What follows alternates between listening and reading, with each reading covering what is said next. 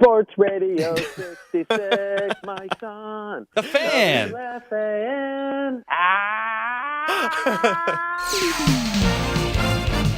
Sports Radio 66, The Fan. WFAN, New York. All right, let's go right to Madison Square Garden. Our very own Outside the Cage podcast team of Pete Hoffman and Ike Feldman. Madison Square Garden and New York City gets the fastest rising sport probably in the world. If you like chaos, You got it. you certainly got it. Championship belts in 2 weight classes at the same time. We're going to do everything that we said we would do when we got to New York. Looking for that knockout punch. And boom. This is Cowboy, and you're listening to WFAN Outside the Cage podcast.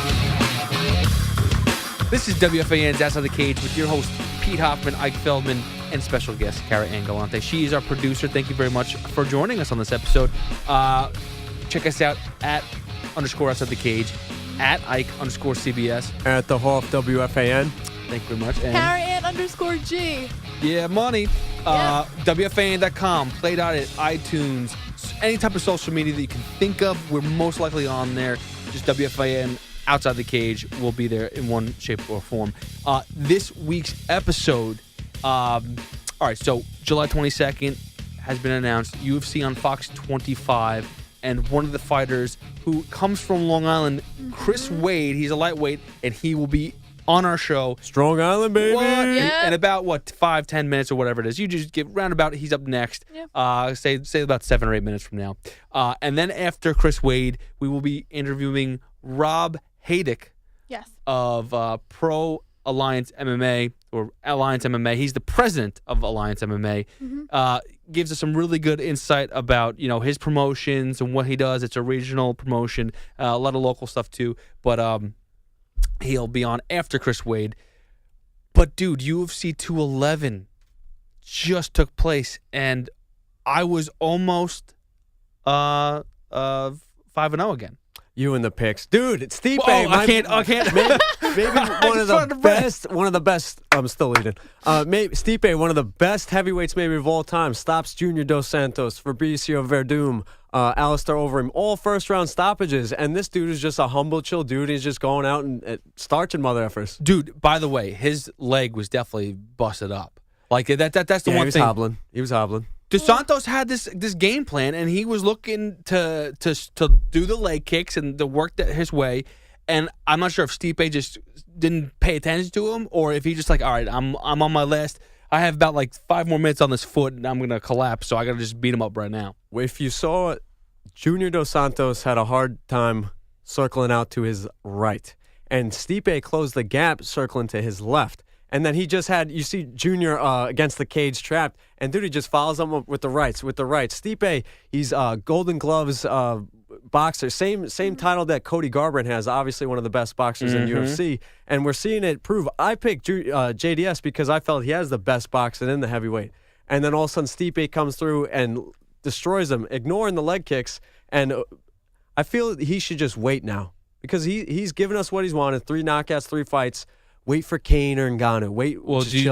There's rumors that Ngannou's the guy. I know. That's where I read somewhere. I was like, "Oh, that's nasty, dude. That is nasty." And as Rogan said, and some other people said, Francis is a bad dude, and that's a crazy fight.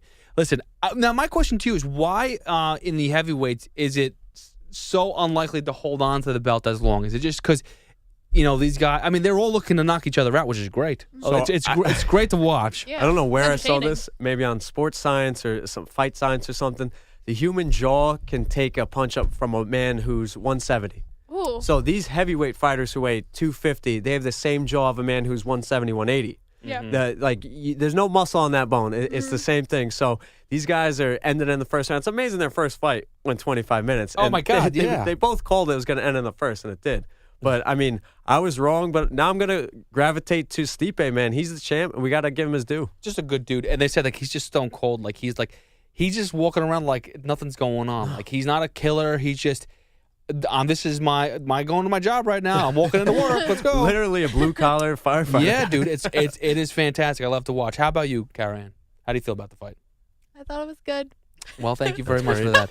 Thank you for the insight. Joanna, do you know who Joanna is? Yes, they do. Co-main event, 13 or 14-0. She's just killing She women. might be. I think Matt Casey, who's also one of our producers, is she the next Ronda Rousey? Is she the next face of No. I the say no UFC? right now. I Why? think she's fantastic. I think she has skills, and she's, well, Needs the finish. right. People levitate to the finish. She needs the finish. Also, something about, I don't want to say it's a language barrier because she speaks English, but that could have, like, Ronda Rousey, she's an Olympian. Yeah. She's USA. Yeah, so It's she's easy- relatable to the. Yeah, it's easier to get country. behind her. You know, in Poland, where Joanna comes from, I'm sure she walks in and it's forget about it, like the key to the country. Yeah. Not even a city, key to the country. So forget about it. Over here, not so much. And again, I think the one thing that I do love Joanna, I think she's fantastic. And she even got very emotional. She showed some emotion when they asked about her one of her coaches leaving ATT.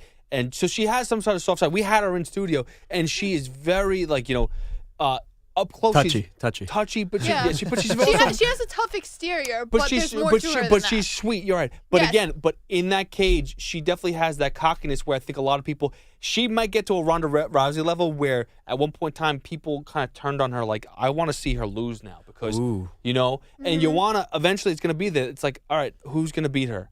I think you'll see that more than her reach the Ronda Rousey pinnacle. And now she's going up against Rose now. Yeah, is that official? Because I was looking. I know the was winner of Rose in this the fight cage? she goes against. Yeah, so let's roll with that. It's going to be fantastic. Rose, a young prospect, but I think we all got to pick Joanna because now Joanna's learning how to wrestle. Andrade's strength was wrestling that little lesbian. I love it. I love it. It's actually fantastic that Amanda Nunes and Jessica Andrade. We always ask our guest about this, the gay aspect of the sport, and what Laura Sanko said, there's 40% that bi or lesbian in the sport, and I want them all to come out. It's fantastic that Jessica is wide open about it. And she proposed to her girlfriend after the fight. She proposed after she lost. She took the mic or whatever it was, and she proposed to her girlfriend. It's and she widely said accepted in the UFC sphere. Yeah, no, it is. Especially for females, which is the odd thing because that is the one thing that we've gotten so far is for the females, it is widely accepted. There has not been a male yet that I understand that's come out of any. That's a good point.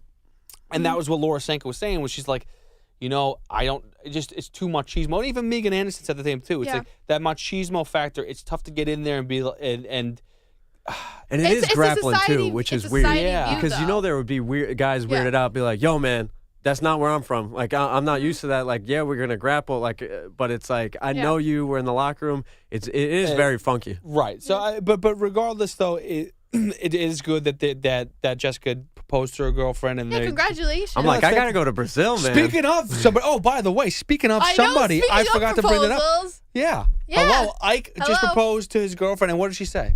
Yes, right? Oh, she did. I even forgot. Yeah, dude. I can't believe I completely. Dude, I'm a silent killer, man. You didn't tell anybody. I had no idea. But you know what, though? Not for nothing. When I proposed to my now wife, I didn't tell anybody either. I'm with you, man, because all of a sudden I'm already trying to get bullied about who's coming to the wedding. Yeah. Sorry, Kara. I just say congratulations. Good for you. No, it'd be a close because I don't want to drink with 40-year-old hosts. Get out of here. I know you guys make a lot of money and popular, a lot of followers. I'm not drinking with I got crap. I've heard stories that I've gotten crap from Joe Beningo and Evan Roberts that I didn't invite anybody. And I think they're serious. They might be joking about it, but they'll be like, Yeah. bro, is this guy kidding me? Is he better than me? I also wore shorts today to work, and he's very upset about it. off day. On my off day, I paid $30 for parking, and Yes, on my off day, I off get day, crap so you for can it. wear shorts to work. Damn right. Yeah. Frankie Edgar, baby. That's awesome. Yeah. Oh, dude. Well, listen. But first of all, how did it go? Damn it. I tried to shift gears. No. It better be this romantic By the way, story. Chris Wade interview coming up in about 5 minutes from now. Go. Yes, after this proposal. All right. It was in Brooklyn. We went to a rooftop bar. It was raining outside, and it kind of worked out. I don't want anybody to see this. I want to know Facebook Live. Follow us on Facebook or Instagram, folks. Yeah. But I didn't want it on Facebook. Everybody was raining, so we went outside. I threw an old cell phone on the ground, and it screen cracks. And my girlfriend, she bought me the new cell phone, and she goes, Yeah, she's my sugar mama. And she goes, "Oh my God, you effing idiot!" It's a good relationship. It's very healthy. And I turn around and I go on one knee, soaking wet. And I'm like, "Here's the ring. Here you go." And then Wait, that's what you just. Here's the ring. Here you go. yeah, I was nervous. It was the most nervous I've ever been. Did you actually ask? Because I've been asked this before too. Did you ask her to marry you? Yeah. Will you marry me? Yeah. And Yeah, did she say? immediately saw it coming out of the hand? Did she say yes? Yes. Okay, because But then I followed up with Metallica tickets. Oh! Her favorite band, weirdly and oddly enough. So she couldn't say no then. No, double gifts. Yeah, if she was in question, it's not a question anymore. She had to say yes. Oh. Because one comes with the other. It's not. It's either none or both. Either say up, yes back up. or no. That's funny. No, because when when I proposed to my wife, I had to be like, is that a yes? That was a yes on that? I need confirmation. Yeah, But so she saw Metallica. That was the confirmation yes. Maybe for she you. hell meant yes yes for to the Metallica. tickets and not to the ring. Yeah. Oh yeah. Oh yeah. Yeah, definitely Well, that. congratulations Yes, to Thank you, Ike brother. and your We're on fiance board. now. Yeah, good We're for on you, man. board. It's not a bad thing. Carrier next. You got to find a young stud at the radio station. There may be a few around here. Oh yeah. Are you kidding me? Okay. But back to the weekend. So while that was going on, I was watching the fights.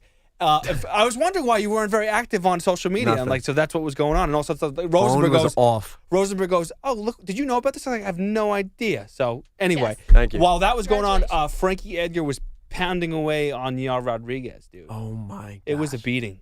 It was a beating. Yeah, I mean that. And it's funny because we had Frankie in for like an hour or a half hour, whatever, last week, and he was awesome. And I kind of went back later on in the interview and I was like, by the way, Yar's really fast. Are you really prepared for speed? He's like, yeah, I'm a fighter, man. Whatever. I'll So I'll humble. adjust. yeah, exactly. And he did, and that just shows one of two things. One, how old and out of shape BJ Penn was. Oof. Because that 100%. That was a And we love beating. BJ. I love BJ, but on the other hand, you do? yeah. But on the other hand, though, Frankie is just that good, dude. And it's like I want to give him another What are title we shot. doing? You want Aldo or Holloway? Who? I want him. I want the trilogy because Yes. he beat Aldo already in my eyes once. And then the second fight, obviously, it was Aldo got knocked out prior to McGregor, so it was one of those fights where he needed to win this fight, which is why he backed away and constantly put Frankie in a situation where it's like, come on, dude, I want to fight you. 100%. And I'm going to kill Aldo even more because Alvarez, we thought, well, I obviously picked against you, but you picked Alvarez because he would go for the W, 100% try to secure after the McGregor effect. The dude went out there and brawled. Oh, he did, dude. Aldo, are you kidding me, dude? You're backing up for 5 rounds. I want Edgar to go in there now, post USADA. Not saying Aldo did anything, but fully post USADA, put it in the fall. And maybe McGregor in 18. Frankie, we're his PR guys. Dude, I mean, I would love to see Frankie versus McGregor. That'd be Oh, my fantastic. gosh. And Conor said he wanted to fight him too. You know, it stunk how he got edged out of that fight, and that's the problem with when you leave it up to the judges, which Frankie did not do in this case. But when you leave it up to the judges, when it's a championship fight, you really have to do that much more to beat the champion. You can't just be like, oh, he edged him out. No, you have to definitely beat him, which is why Dominic Cruz, I think, ended up getting that belt back, and why Dillashaw lost that one Boom. fight because it just Perfect example. If the champ has never lost, you have to beat him. You have to beat him. Yeah. Another fight that took place, which Huge card. Sorry, folks. It's a huge yeah. It card. was a So big Wade's card. gonna be 5 minutes from here. I mean, another 5 minutes, guys. Just wait. Which you don't want to miss out, by the way, on the Chris Amazing. Wade fight. Chris Wade interview, you do not want. Yes. He's a big Mets fan, He's and he goes huge. on and on about the Mets. It's a disgruntled Mets fan. We'll Yes. just- Oh, which we- season ticket holder, nonetheless. Yeah, and I'm disgruntled too, so I loved it. And not to mention, he gives his take on baseball injuries compared to MMA injuries, which Yes. is very Fantastic. interesting too. But so Masvidal Maya, that was one of the tosses. Great pick. Okay, and that was something where That needed 5 rounds. it did. I'm sorry, it folks. did. Well, Masvidal might have got a shot in there after 5, for a 5-round fight. But the first 2 rounds, it was like, dude, Maya's gonna tire himself out, but he never really does. No. And He sees the title looming on the horizon. Oh, and it's his now. Did you saw afterwards? He talked to Dana, and he said, "Sure, no problem." Thank you so much. I appreciate. I deserve the title. But dude, after his performance, now he's a different style of Wonder Boy. You think about in the 170 what we're looking at these days, and you see a brawler like Robbie Lawler. you see the Karate Kid and Stephen Wonderboy Thompson. You see a wrestler in Woodley. but you see this type of jiu-jitsu expert in Damian Maia, and there's such a well diverse division that it's exciting. It's cool. It's Dude, literally Street Fighter, Mortal Kombat characters. Like you could see their skills are so evident. Blanca shows up all green. Ah! Vega.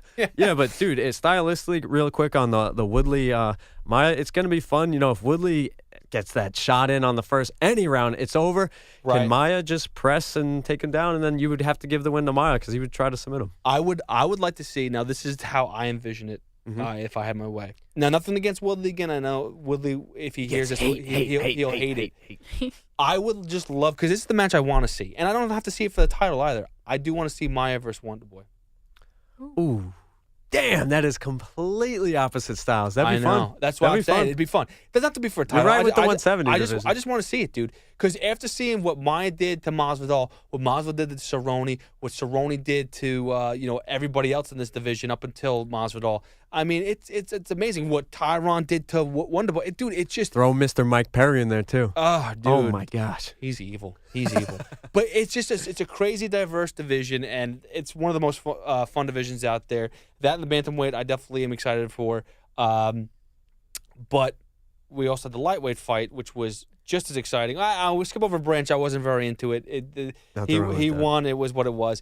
But to end the FS1 prelims, Dustin Poirier, Eddie Alvarez.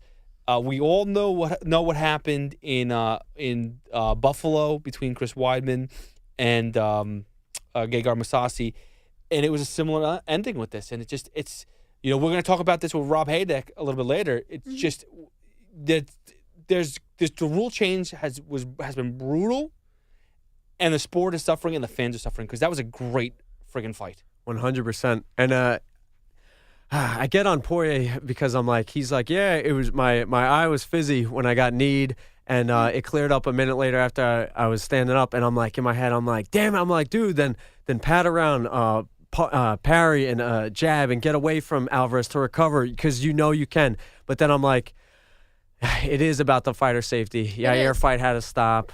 Yeah. His eye, maybe if he got hit again, it could have been Alvarez looked pretty, Poirier looked pretty banged up. He did. Yeah. He did. Yeah, it's not a joke. They say the knees just like past the ear at the temple. It's the JDS Kane highlight. You see it all the time. That overhand right past the ear. It's a blackout, and he just couldn't see. So as a fan, I was greedy. I'm like, come on, continue the fight. I picked Poirier. I needed to beat Pete with Alvarez. I had money on this. But then as someone who's trying to really get involved with this sport, take it easy. Live to fight another day. You got it, because sometimes the fighters don't know when to stop either. They'll say, I could keep going, but that's just their egos talking. That's just their hunger to win. But at a certain point, we need the Mets pitchers to have that attitude. Yeah, no, we really do. But it's funny. It's funny that you bring up the hunger to win, because we will now get into it. Our next guest, Chris Wade, he does talk about some of the impact that takes place in the ring, in the cage, and that it's okay that the ref steps in here and there, but he does not like the Mets, what's going on right now, and they need to step it up. Fantastic. So again, Chris Wade, he's coming up next on WFAN's Outside the Cage. All right, Kara, what is the biggest part you're going to take away from Mr. Wade? The biggest part I'll take away from it is just how of a disgruntled Mets fan he is, because you work with the Mets, right? I do work with the Mets, and I'm very disappointed that he has not come visit me at my workplace. All right, stop making it about yourself. It's always about her. Well, Chris Wade, we're excited to see him in July in person. Yes. He's another Long Island product, and dude, he's got to get a win. Dude, you touched on it again. If you go back and listen to this interview on WFAN.com, play it out at iTunes, you definitely touched on it very early on that, hey, dude, it's time to step up. You had two. I was being gentle about it, but it's. I wanted to go hard about it, but I don't think he realizes how important this fight is. Well, how he was coming off about it, he was like, "Well, it's just like another day at work." It's fighter's mentality, man. You're always in it until you're not in it. True. So I think he does know that the UFC, if 3 losses in a row, it's basically a cut. I mean, that's unfortunate how it is. Now, he didn't lose. He didn't get knocked out in 2 fights in a row.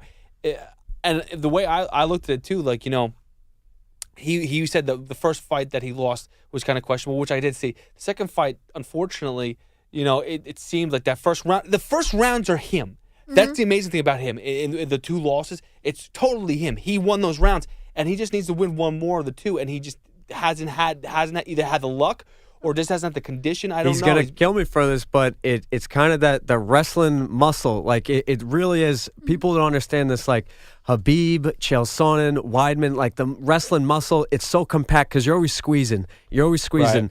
The boxers you always see, they have no chest, no shoulders. It's loose. It's fluid. Look at Anderson Silva. Look at Stipe. He's not a big chested guy. They're all loose. Brock Lesnar, big wrestler, big chest. Woodley, dude. Woodley. 100. Yes. That's what I mean. That's why the first fight with Wonder Boy went the way it was, because he was done for rounds 2 and 3. He wasn't alive. His arms were dead. He couldn't get the power out of there. That's why it's fantastic when you get the culmination, the mix with John Jones, who's the lengthy, strong wrestler. You rarely get a lengthy guy who's strong. But Chris will figure out, I can't wait. He says he's got some weapons in the arsenal that he's ready to show, baby. Well, Rogan said that too. I watched back some of his fights, and Rogan was saying, he was like, dude, there's a lot of his arsenal that he has not used yet. So I'm excited to see it. Listen, strike a little bit, stand up a little bit. Don't just rely on the ground game, because, again, you've mentioned this more than anybody else that I know, Ike.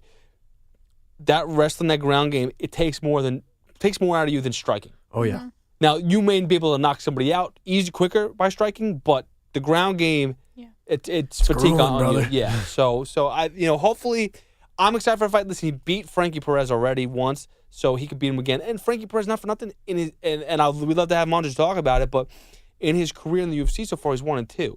And after the first time he won, he lost his first fight, lost his last fight, but the second fight he won, he beat Sam Stout. He retired. He's like, I'm hanging him up. Really interesting dude, like where his mindset at. I believe he doesn't need the money. He has a career already, but they always get that tick. Alaquinta said he's just doing it for for the tick to get it out. It's like a drug, and you have to like satisfy it. You know about us. You know about the drugs, right?